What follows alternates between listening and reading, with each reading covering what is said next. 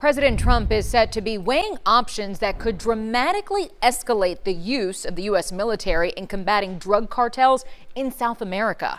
In fact, just last week, the U.S. military reactivated its naval base in Puerto Rico.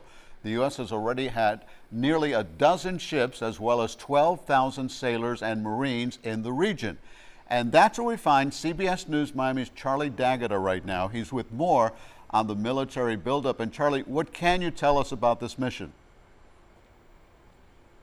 Well, Elliot and Lauren, you mentioned that naval base. Now, that naval base has been closed down for more than 20 years. It's called Roosevelt Roads, and we just came from there. And now there are new residents. A few months ago, a squadron of F-35 stealth fighter jets have arrived. And we spoke to the mayor. He said these things are taking off every day. At 3 o'clock in the morning, 5 o'clock in the morning, 7 o'clock in the morning. They say we're waking up to the sound of these fighter jets. So those are already in this region as part of this ramped up military presence. But there are thousands of U.S. troops and dotted all along Puerto Rico in 5 different locations. There are Marines here, Air Force, etc. And they are all part of what the Trump administration calls this effort for drug interdiction off the coast of Venezuela, off the coast of Colombia, all part of the Southern Command area of responsibility. But there are others that are saying, look, with every warship, with every fighter jet that are coming in here, the USS Gerald R. Ford, the most advanced warship in the world, is headed here, maybe in the region in the next couple of days. This is all to put pressure on Venezuela and the Venezuelan President Nicolas Maduro. Charlie, I'm curious, will you be embedded with any of the units there? And if you are, how much information do they give you about what the mission exactly is?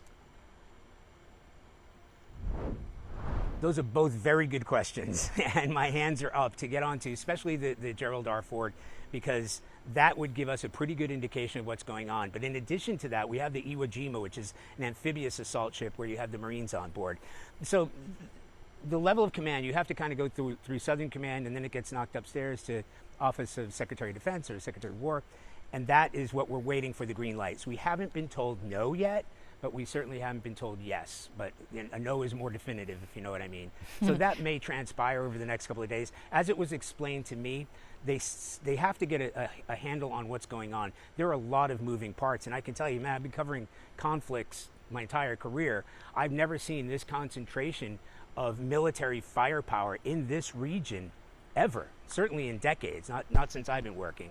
So what they're putting here, whether they intend to use it, 4 squadrons of F-18 fighter jets, the F-35s that are already here, B-52s that are overflying the region. This is about as full-throated as the U.S. military gets.